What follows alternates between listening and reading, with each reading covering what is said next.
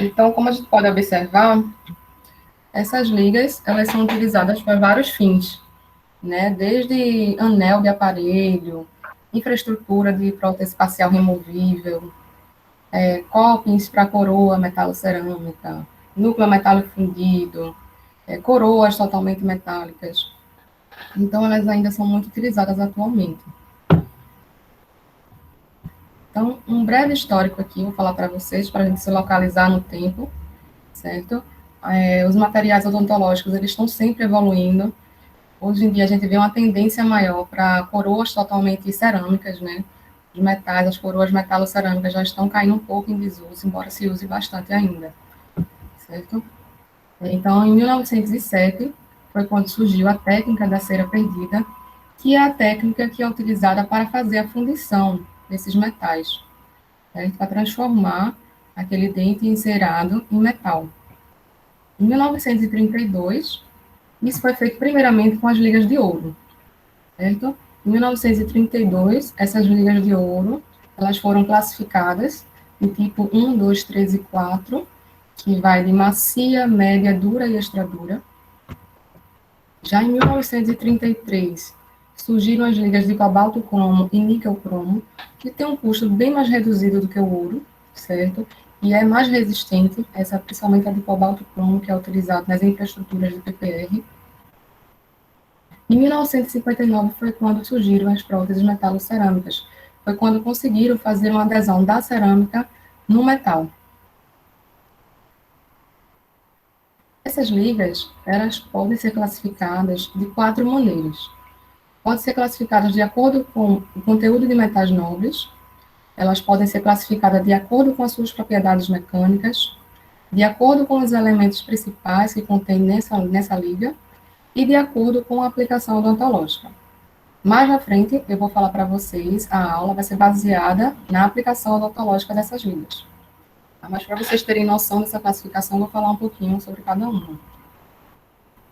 Então, de acordo com o conteúdo de metais nobres, essas ligas podem ser classificadas em altamente nobres, nobre e predominantemente básicas. Para ela ser considerada altamente nobre, ela deve ter um conteúdo de ouro maior ou igual a 40% no seu interior e um conteúdo de 60% ou mais em peso de elementos metálicos nobres. Esses elementos metálicos nobres é um grupo de 7 elementos, que são o ouro, o paládio, a platina, o ródio, o lutênio, o irídio e o ódio. Atualmente, os mais utilizados é o ouro, o paládio e a platina, tá certo? Porque eles são altamente resistentes à corrosão e ao manchamento.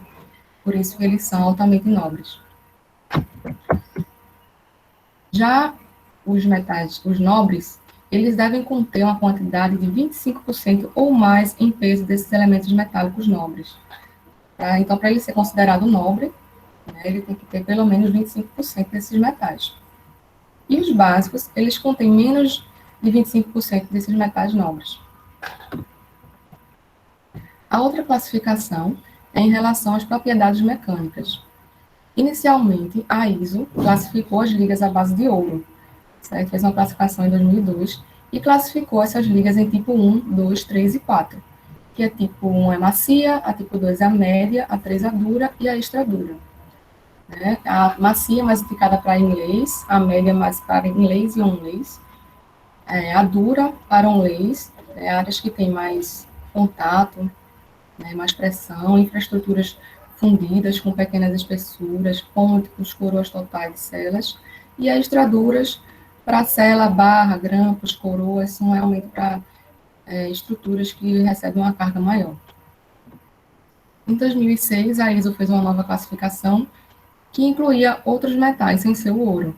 Também classificou, fez uma classificação numérica, 0, 1, 2, 3, 4 e 5, certo? E suas respectivas aplicações. A outra classificação é em relação aos elementos principais dessas ligas. Então, eles pegam os elementos que têm maior quantidade nessa liga e fazem essa nomeação com os 3 principais elementos, os 4 principais elementos. Então, por exemplo, a liga de ouro, prata, cobre e paládio, essa liga ela tem uma quantidade maior de ouro depois ela tem uma quantidade maior de prata, de cobre e de paládio, é uma ordem decrescente, certo? Agora vocês vão ver que essas ligas também contêm outros elementos que servem para equilibrar e para estabilizar essa liga, certo? A outra classificação, que é a que a gente vai trabalhar nessa aula, é em relação à aplicação odontológica dessas ligas. Elas podem ser classificadas em ligas para próteses totalmente metálicas, ligas para próteses metalocerâmicas e ligas para a infraestrutura de próteses faciais removíveis. E é assim que no comércio também vem nas embalagens dessas ligas. Né? Geralmente vem a embalagem e vem lá, liga para prótese facial removível, liga para metalocerâmica. Então, acredito que essa é a classificação mais utilizada, certo? Então, quais são as propriedades desejáveis que essas ligas devem ter para que ela tenha uma longevidade, né, no uso?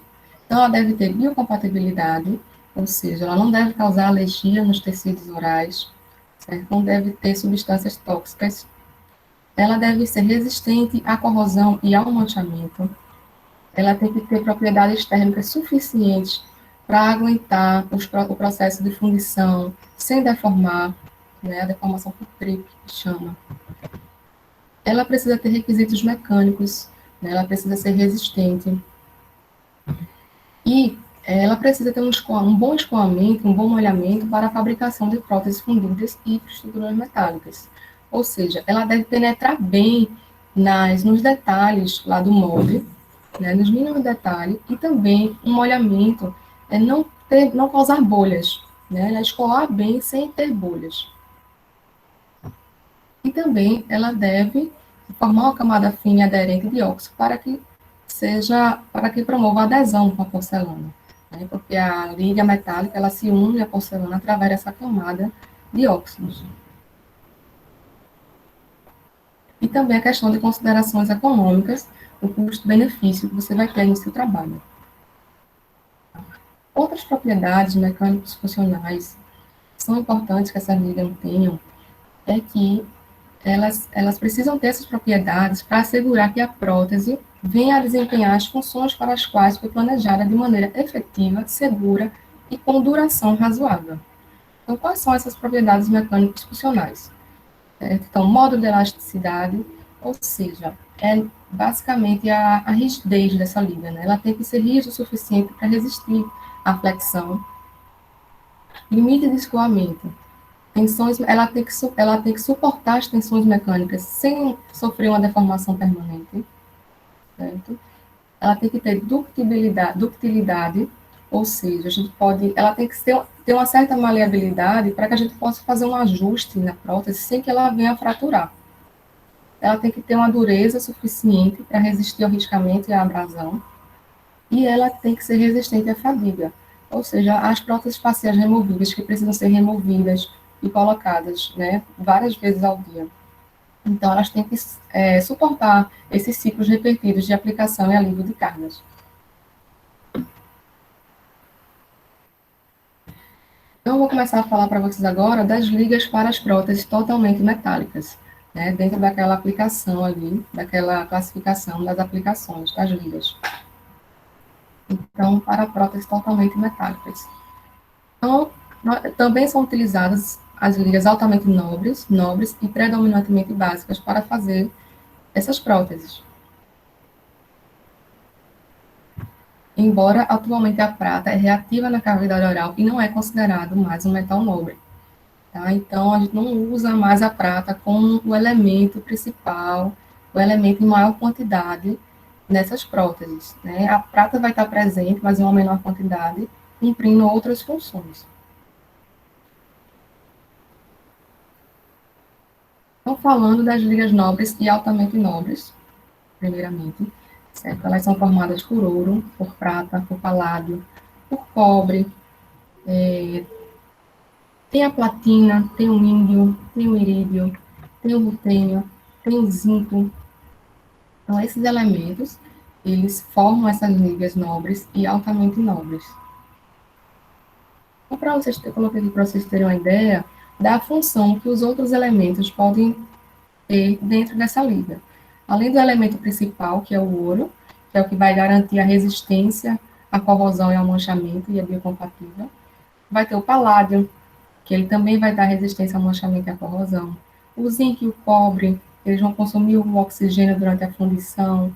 O índio, ele pode ser adicionado no lugar do zinco para conferir a cor parecida com o ouro. A prata é efetiva em neutralizar a cor avermelhada do cobre. A platina aumenta a dureza e elasticidade do ouro. O irídio e o rutênio são adicionados em pequenas quantidades como refinadores de grãos.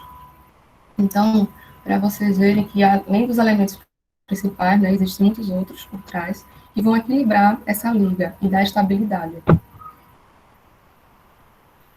Dentro dessas ligas totalmente metálicas, e dentro das ligas nobres e altamente nobres, vão ter as ligas à base de ouro e as outras ligas que não têm ouro.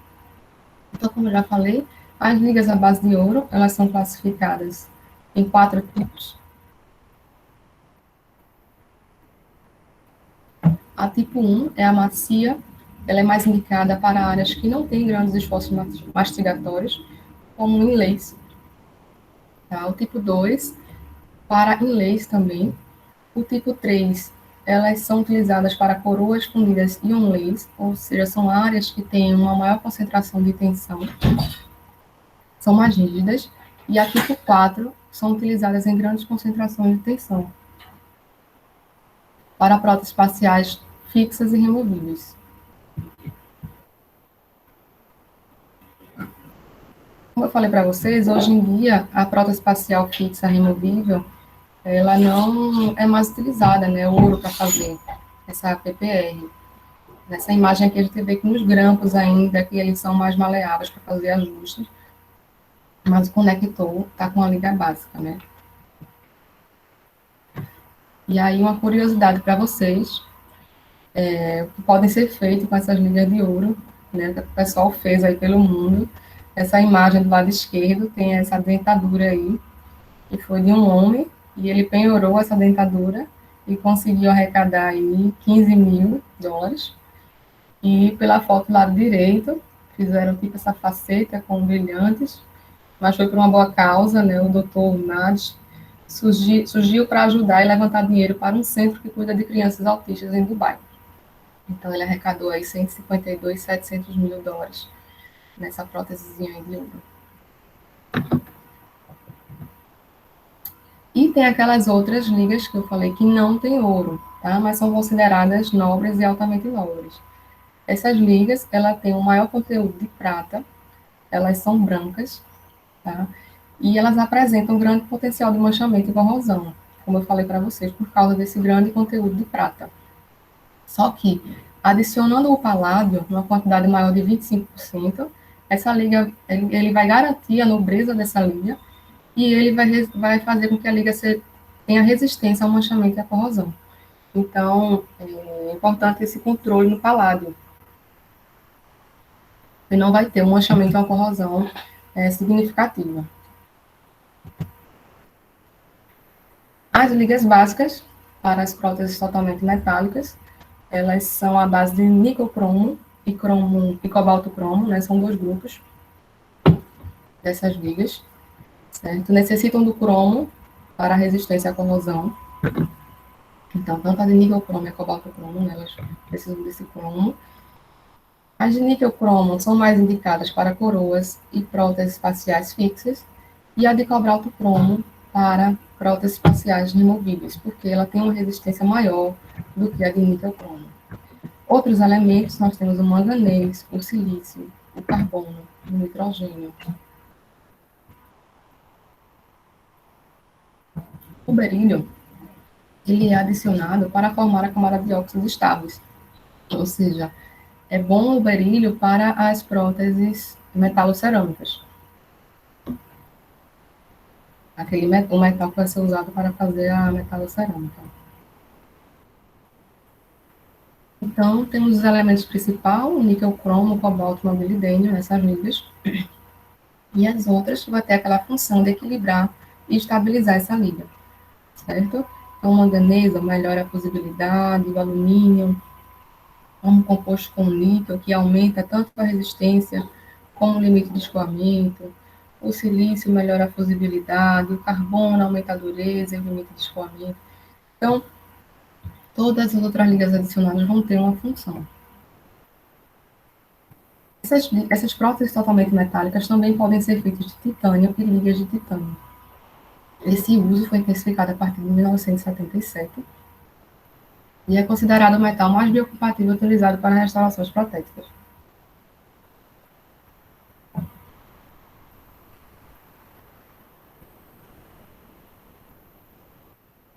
Então, o titânio comercialmente puro é esse CPTI, certo? Ele apresenta um modo de elasticidade comparável com o esmalte dente e com as ligas nobres, mas é menor ainda do que as outras ligas de metais básicos e apresenta uma excelente resistência à corrosão.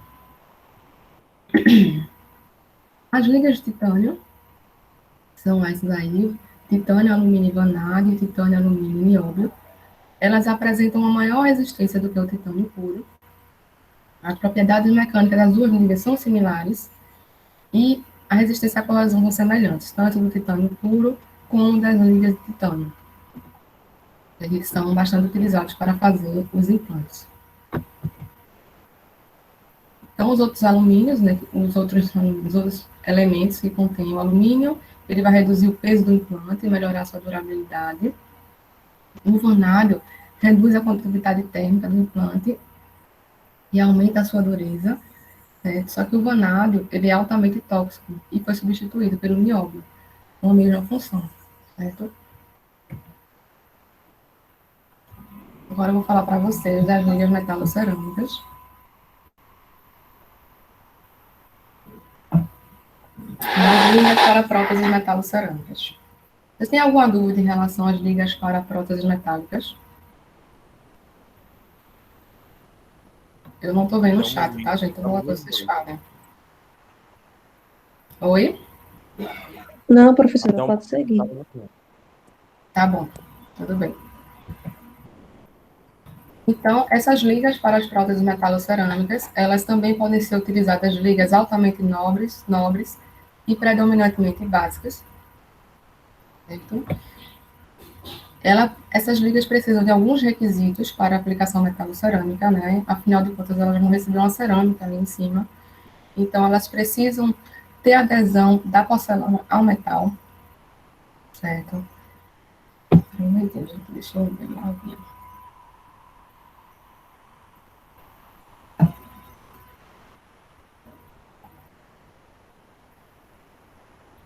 Essas ligas, elas precisam ter coeficiente de contração térmica compatível com o das porcelanas. E essas ligas têm que ter temperatura dos sólidos alta para resistir à temperatura de sinterização da porcelana. Ou seja, a temperatura dos sólidos dessa liga tem que ser maior do que a temperatura de sintetização da porcelana para essa liga não vir a deformar.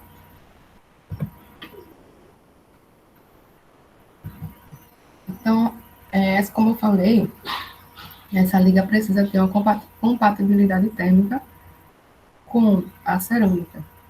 Tá? Então, qual é o efeito da diferença de contração entre o metal e a cerâmica? Né? Caso não tenha essa compatibilidade térmica. Né? Quando o coeficiente de contração da porcelana é muito mais baixo que o do metal, pode ocorrer a fratura da porcelana ou a falha da adesão metalocerâmica, né? Porque aquela porcelana que vai ficar por cima da prótese metálica, ela vai contrair tanto, né? E como o metal embaixo não vai contrair junto, então ela vem a fraturar. Então é preciso ter essa compatibilidade térmica. Outras causas de falha dessa adesão da metalocerâmica, certo? Pode ocorrer devido à corrosão induzida por tensões, próteses fabricadas em condições não ideais, aí já vamos para erros laboratoriais, né? Ângulos agudos externos nas bordas incisais de cobre metálicos. Esses ângulos têm que ser arredondados. Então, na hora do nosso preparo lá para a coroa, nós devemos fazer esses ângulos arredondados. Variações nos ciclos de aquecimento e resfriamento, também no laboratório. E descontrole no tempo e pressão de jateamento das superfícies internas do copo metálico, também no laboratório. Outra coisa que pode acontecer com a porcelana é a descoloração por prata, que é justamente aquelas coroas feitas,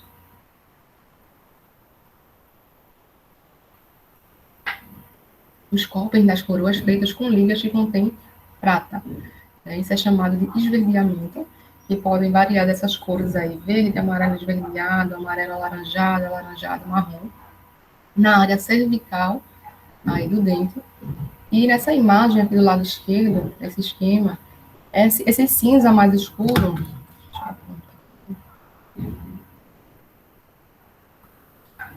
esse cinza mais escuro são os óculos que formam, tá, na liga, que é o que a gente deseja para poder ter aderência com a porcelana. Porém, devido a algum problema, alguma deformação, um cripe, esse metal pode formar esses nódulos que vai refletir aqui na porcelana e vai causar esse esverdeamento. Certo?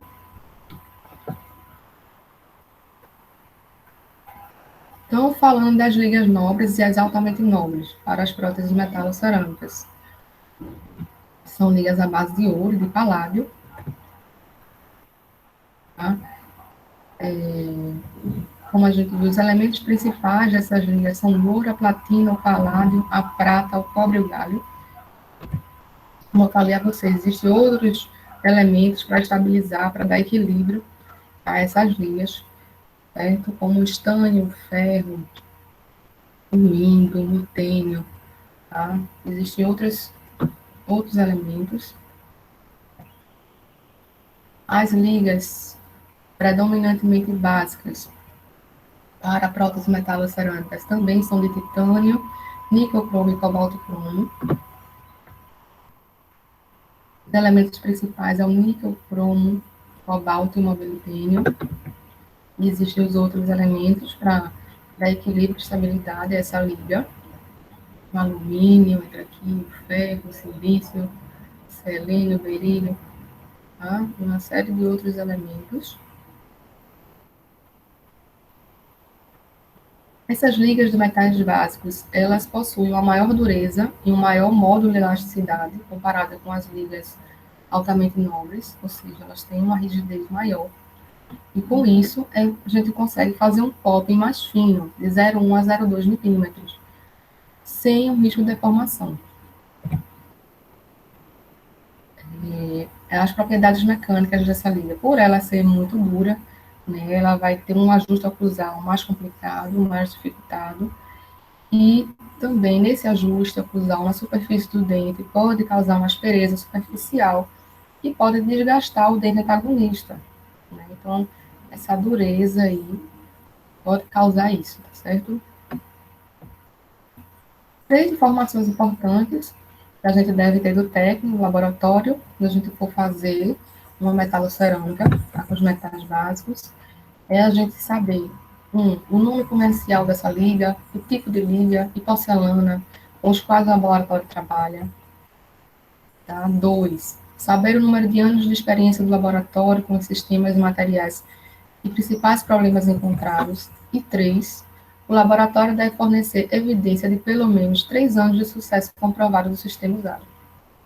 Ou seja, para que isso? Para a gente quer garantir um trabalho com longevidade no paciente. Né? Então, se você pega, vai mandar fazer uma metalocerâmica em um local que você não conhece bem, pode ser que esse trabalho não venha a durar tanto. Né? Isso, lógico que ninguém quer. Nós temos também as ligas à base de titânio, para fazer as metalocerâmicas. Tá? O tipo recomendado de cerâmica é o de baixa fusão, deve ser utilizado. As metalocerâmicas convencionais, elas exibem uma maior resistência de união do que as cerâmicas de baixa fusão ao titânio, ou seja, as metalocerâmicas com os metais básicos, né, elas têm uma maior resistência do que cerâmica e titânio. Não há diferença em resistência de união entre o titânio e as ligas de titânio, então tanto faz o titânio como a liga em relação à resistência de união. E o tratamento da liga antes da aplicação na porcelana pode melhorar a resistência de união. Tá? Se essa liga de titânio tiver um tratamento prévio, ela garante uma resistência adequada de união. Então, aqui é um quadro onde faz a comparação das ligas altamente nobres e liga de metais básicos para as próteses metalocerâmicas. Tá? Então, a gente vê que em relação à biocompatibilidade, a de níquel, cromo, berílio é o que apresentou uma biocompatibilidade razoável, tá? Mas a de cobalto, cromo, as ligas altamente nobres e a de titânio apresentaram uma biocompatibilidade excelente. Em relação à densidade, a de titânio é mais leve, né? E as ligas altamente nobres são pesadas. Em relação ao módulo de elasticidade, né, que é a rigidez, a gente vê que a de cobalto, cromo, elas são mais rígidas e por isso elas são mais utilizadas para próteses faciais removíveis. Em relação à adesão à porcelana, né, as altamente nobres que possuem a melhor adesão, logo em seguida com a de níquel cromo, elas possuem uma adesão excelente na porcelana. E em relação ao custo, né, a de cobalto cromo e níquel cromo, elas têm um custo mais baixo, tá, para fazer esse tipo de prótese. Aqui a gente vê uns exemplos comerciais dessas ligas. São as ligas que são encontradas no mercado.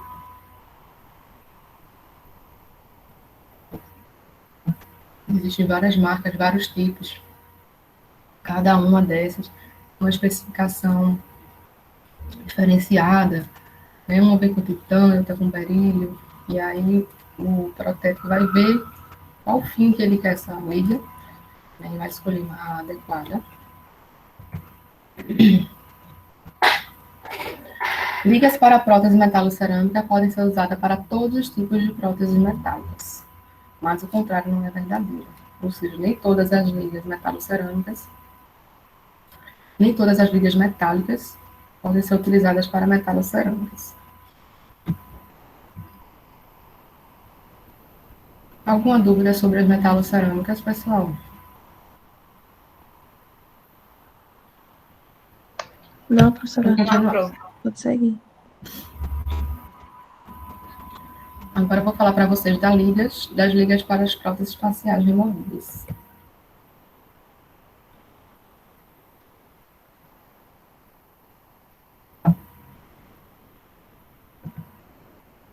Então, essas ligas, elas precisam ser bastante rígidas, certo? Para suportar essas tensões dessas PPRs. Elas precisam resistir a deformações plásticas, né, porque elas são inseridas e removidas, né, frequentemente. Com isso, elas devem possuir um alto módulo de elasticidade, ou seja, ela deve ser bastante rígida. Tá? O grampo, ele já não tem que ter um módulo de elasticidade menor, porque ele precisa ser mais flexível para fazer ajustes, certo? E também porque são eles que vão estar encaixando ali no dente, né? Entrando e saindo. Então, também são utilizados ligas altamente nobres e predominantemente básicas para fazer as faciais removíveis. Quer dizer, nobre não, altamente nobre e predominantemente básicas. Nobre a gente não vê. Então, atualmente, as ligas de ouro foram substituídas pelas metais básicos. Então, assim, é muito difícil você encontrar hoje uma PPR de ouro. Né? Por quê? Porque os metais básicos, elas têm uma menor densidade, ou seja, são mais leves. Elas apresentam uma maior rigidez, uma maior resistência e um baixo custo. Então, realmente, as PPRs hoje em dia são feitas, em sua maioria, com as ligas de metais básicos. Então, os componentes principais, né, é o níquel, cobalto, cromo e molibdênio. Vamos ter os outros elementos que vão dar equilíbrio e estabilidade a essa liga. O ferro, o manganês, carbono, nitrogênio, silício. Tá? E também vão ter as ligas à base de titânio para fazer essas faciais removíveis. Então, as ligas de titânio comercialmente puro e as ligas de titânio, elas têm sido utilizadas ocasionalmente. Apresentam excelente resistência à corrosão, propriedades mecânicas, E devido ao baixo modo de elasticidade, a rigidez da peça é comumente aumentada pelo aumento da espessura do conector, ou pela introdução de outras mudanças no seu desenho. A fundição laboratorial do titânio é um desafio. As infraestruturas de titânio são mais propícias ao acúmulo de placa. Infraestruturas de liga de titânio sofrem descoloração gradual, enquanto aquelas fabricadas com titânio comercialmente puro e outras ligas de metais básicos não sofrem descoloração. E o desenvolvimento de soldagem a laser de titânio facilita o reparo das infraestruturas. Então, assim, para fazer uma PPR de titânio, como vocês viram, não é tão simples, né? Tem desafios no laboratório, tem essas questões de sofrer descoloração, de acúmulo de placa. Então, por esses e outros motivos, para PPR são utilizadas ligas de metais básicos. Então, aqui, alguns exemplos comerciais para PPR, tá? Liga de cobalto cromo para PPR, você vê que na embalagem já vem escrito, né? Próteses parciais removíveis, né? De acordo com a aplicação da liga. Existem alguns riscos biológicos que essas ligas podem causar, tanto no paciente como no protético, porque elas produzem substâncias indutoras de alergia. Essas substâncias, elas podem ser lixiviadas de uma liga na cavidade oral por meio da dissolução, né? Então, do paciente, né, essa liga pode ser lixiviada lá. Essas ligas, essas substâncias, elas podem ser liberadas para o ambiente em forma de partículas durante o acabamento e o polimento, e essas substâncias podem ser propagadas por vaporização durante a fundição. Então, existem alguns riscos para o protético, principalmente a exposição ao vapor do berílio, porque o berílio ele pode causar algumas doenças no protético, algumas doenças agudas que variam desde a dermatite de contato a uma pneumonia quimicamente induzida grave, que pode ser fatal. E algumas doenças crônicas, como tosse, dor no peito, fraqueza, disfunção pulmonar. Então, os protéticos, eles devem trabalhar em um ambiente adequado, que sejam bem ventilados, com instalação de exaustão. Eles devem utilizar EPI, máscara, óculos, quando for fazer esse desgaste e vá ter essas partículas. Tem que ter todo um cuidado. Existem riscos potenciais para o paciente, embora sejam baixos esses riscos, que seriam pacientes com alergia ao níquel, tá? Então, algumas próteses feitas de níquel, elas podem causar eritemas. Então, na foto do lado esquerdo, foram 3 coroas metalocerâmicas cimentadas aí, e imediatamente surgiu esses eritemas aí ao redor da gengiva, né, nessa área cervical. E do lado direito tem o lábio, né, com esses eritemas, que foi um aparelho, um fio ortodôntico contendo níquel. E aí a paciente ficou com esse lábio vermelho. Tá? Então, assim, prestar atenção nisso quando for utilizar esse tipo de líquido. Então, agora eu vou falar para vocês como é que essas próteses são confeccionadas. Né? A maioria, elas são confeccionadas através da fundição, né? Embora hoje em dia já existem outros processos, eu vou citar mais na frente, mas a sua maioria ainda é feita através da fundição. Né? A fundição, ela é o processo de vazar o metal líquido em um molde, com uma cavidade com a forma que se deseja reproduzir, e depois deixar que este se resfrie e solidifique. Essa é a definição de fundição. Então, existe a fundição para metalocerâmica e a fundição para PPR. Vou falar para vocês aqui um pouquinho como é que faz essa fundição para metalocerâmica. Então, primeiro você vai fazer o preparo lá na boca do paciente, vai fazer a moldagem e vai enviar para o laboratório essa moldagem. Atualmente a gente já não faz mais moldagem, né? A gente faz o escaneamento digital, mas ainda se utiliza muito a moldagem. Então, no laboratório, ele vai confeccionar um troquel, que é com esse material, né, mais resistente, e vai aplicar a resina Duralê numa camada de 0,1 milímetros. E aí ele vai fazer o enceramento desse dente. Ele está confeccionando o copo metálico aí. Então, ele vai fazer o formato do copo com a cera. Tá? Então, ele vai aplicar a cera de 0,3 a 0,4 milímetros. Posicionamento do sprue, certo? Esse sprue é para a gente poder manipular, né, esse copo. E também é por esse sprue, ele é tipo um canudinho, é por onde vai passar o metal líquido, quando a cera derreter, o metal líquido passa por dentro desse sprue e forma lá o dentinho metálico. Então, vai posicionar essa câmara de compensação no centro térmico do anel, certo? Passa uma antibolha na cera. Então, lá, ó,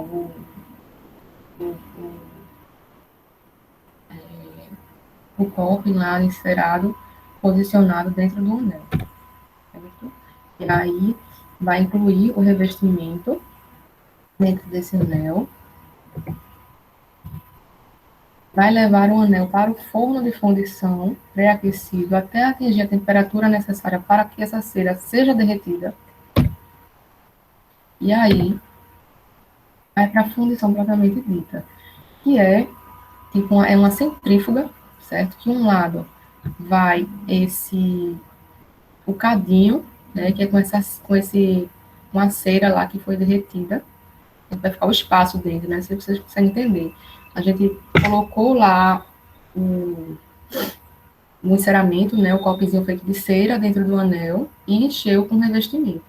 Quando vai para o forno, essa cera que está dentro do revestimento, ela derrete. E ali fica oco, né? Fica aquele espacinho ali, justamente do que era do formatinho do copo. Então, quando ele vai para essa centrífuga, ele vai girar, e aí um lado vai estar o anel e o outro lado vai estar a liga. Então, na hora que ele girar, com essa força que tem da centrífuga, a liga vai entrar nesse espacinho vazio dentro do revestimento. E aí vai formar o copo, certo? É justamente pelo sprue, né? Aquele canudinho, a liga entra justamente por ali para preencher aquele espacinho lá que tinha cera antes. E aí, depois que ela sai da fundição, né? Você vê aí que tem a coroa e o sprue. Aí vai fazer a usinagem, que vai cortar esse sprue, né? Ele não vai servir mais para nada. Vai fazer o acabamento dessa coroa, desse copo, desculpa. Jateamento de óxido de alumínio. Tá? Ultrassom para a limpeza do copo e desgaseificação no forno de cerâmica. Então, para remover bolhas, né? Ar que tem aí. E aí o copo está pronto para receber a aplicação da cerâmica. Certo? Não vou entrar em detalhes da aplicação da cerâmica, mas não vem ao caso. E a fundição da PPR é basicamente a mesma coisa, né? Vai fazer um enceramento lá da infraestrutura, vai colocar o revestimento, né? E aí vai para o forno, essa cera derrete, depois vai para a fundição, tá? E aí vai ser injetado o metal dentro desse espaço, né? Na figura 3 aqui embaixo. Na figura 3 aqui embaixo a gente vê, né, ele girando para poder inserir esse metal dentro da cera perdida, né, ali do revestimento. E aí forma a infraestrutura metálica e vai para o enceramento para poder colocar os dentes nesse enceramento. Como eu falei para vocês, existem outras tecnologias alternativas para a fabricação dessas próteses. Tá? Existe a sintetização de lâminas de metal por granulhamento, o processamento CAD/CAM, a copa por fresagem e usinagem, cópias eletroformadas, existe a impressão tridimensional. Então, a gente vê que hoje em dia, né, o CAD/CAM, ele está muito em alta, né, para as próteses totalmente cerâmicas. A impressão tridimensional também, né, e vou falar agora para vocês como unir essas ligas, né? A gente vê ali, por exemplo, um aparelho, né? Um anel, um fio ortodôntico, né? Como é que une esses dois metais? Então, existem três processos de união, de junção, que é a soldagem, a abrasagem e a solda autógena, também conhecida como solda ponto. Os três, eles são processos de aquecimento controlado. Então, todos envolvem um aquecimento com pequenas diferenças. Então, a soldagem, a abrasagem e a solda autógena, né, todos precisam ter os metais de substrato, ou seja, os dois metais que vão precisar ser unidos. Na soldagem e na abrasagem, vai precisar ter um material de preenchimento, ou seja, é um material que é chamado solda, que fica entre esses dois substratos. Já a solda autógena, ela não utiliza esse material de preenchimento. Aí também vamos ter a utilização do fluxo, tanto na soldagem, como na abrasagem, como na solda autógena. O fluxo, ele é uma pastinha que é utilizada para remover os óxidos da superfície, né? Deixar uma superfície mais limpa, para poder ter uma melhor adesão. Então, a soldagem na abrasagem, ele vai utilizar esse material de preenchimento, né, entre os dois substratos, e na solda não vai ter esse material de preenchimento, eles já vão ser unidos, sem esse preenchimento. Tá? Como eu falei, todos utilizam a fonte de calor, né, a soldagem e a abrasagem, elas utilizam chama de maçarico, e a solda autógena, a resistência elétrica. E a diferença, basicamente, da soldagem e da abrasagem é a temperatura. Na soldagem, a gente usa uma temperatura inferior a 450 graus Celsius e na abrasagem uma temperatura superior a 450 graus Celsius. Existem outras fontes de calor, além do maçarico, tá? Existem o laser, existe o maçarico de plasma e existe o arco de tungstênio em atmosfera de gás inerte. A vantagem dessas outras fontes de calor é de que elas podem aquecer uma área pequena e a duração do aquecimento pode ser controlada. Então, nessa imagem do meio aí, do maçarico de plasma, a gente pode ver o tamanho da pontinha, né, desse maçarico. Então, você pode aquecer só essa região onde esse maçarico está tocando, tá? Fazer um ajuste, né, ajeitar alguma falha. Então, eles apresentam essa vantagem. Então, o fluxo, como eu falei para vocês, ó, essa pastinha aí, tá certo? Ela é utilizada para remover a camada de óxidos e inibir a oxidação adicional. Então, ela faz uma limpeza nessa região, certo? Vai ser unida. Então, primeiro, ele pega com uma espátulazinha esse fluxo, que é essa pastinha, tá? Encosta, bota uma pequena quantidade lá na região onde você quer soldar, tá? Uma chama branda, você aquece esse fluxo, e no momento que perde a cor branca, ele fica transparente, aí você encosta a solda, tá? A solda, é que eu falei para vocês, é aquele material de preenchimento que a gente utiliza. São esses fiozinhos metálicos aí, ó, tá? Eles promovem a adesão dos substratos. Então, a gente colocou lá o fluxo, aqueceu, encostou a solda, tá? E aí coloca o fogo, tá? Esse fogo ele vai derreter essa solda, vai ficar um metalzinho líquido, né? Quando começar a escorrer.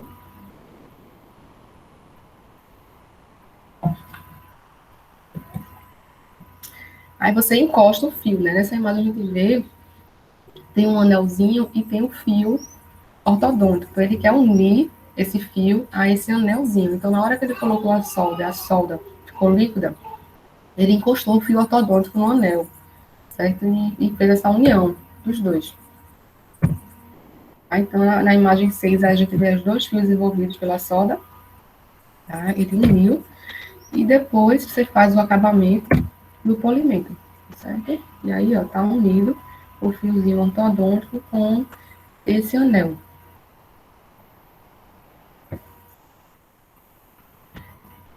As fontes de calor para soldagem e brasagem é o maçarico a gás ou gás, álcool, gás, oxigênio, ou o forno, certo? O gás mais utilizado é o propano, porque o propano ele é um composto relativamente puro, por isso ele tem uma qualidade consistente, tá? Ele é livre de água e ele queima sem contaminar, né? E se a chama for ajustada adequadamente, né? Precisa que a chama desse maçarico seja ajustada de uma forma que você use ele da maneira correta, na chama correta.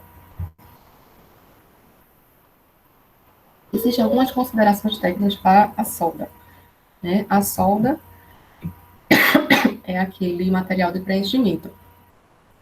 Então, nessa imagem do lado direito, nessa parte preta do lado direito, essa parte em cinza um pouco mais escuro do lado esquerdo, eles são os dois substratos. No meio, essa parte branca seria a solda.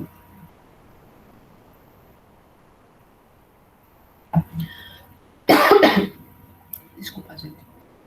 Minha garganta não estava muito boa, não, esses dias. E aí, não existe ainda um tamanho ideal, né, dessa solda. Se ficar muito largo ou se ficar muito estreito, pode comprometer a resistência.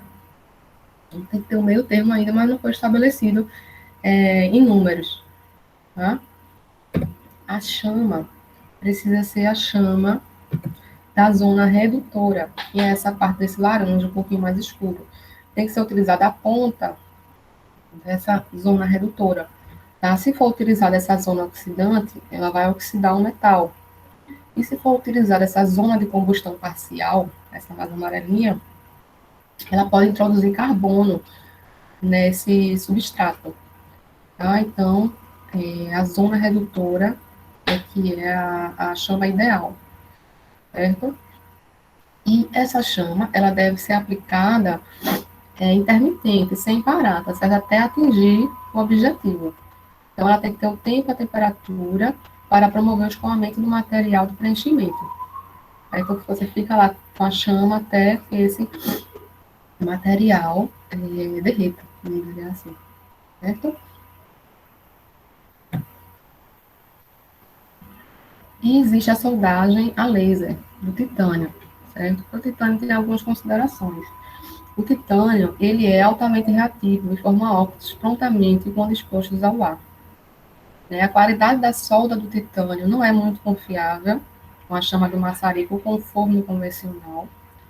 E para preservar a sua excelente biocompatibilidade, é indicado que seja a soldagem a laser, porque aí evita o risco de corrosão galvânica dessa prótese. Certo?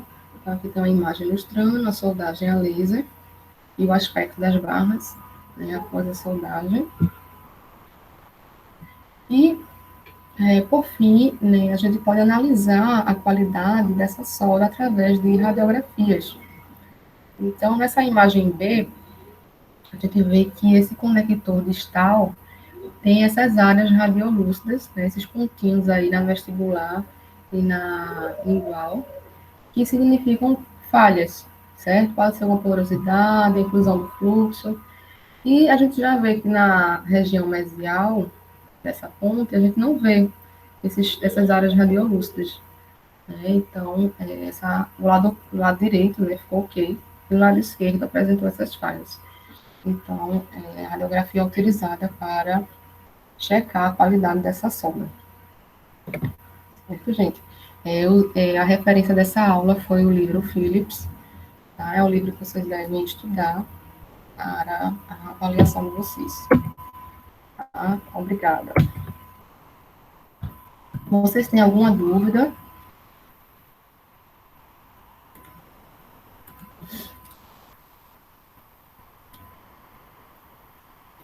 Vocês querem tirar alguma dúvida, pessoal? Deixa eu ver o chat que eu não estava vendo.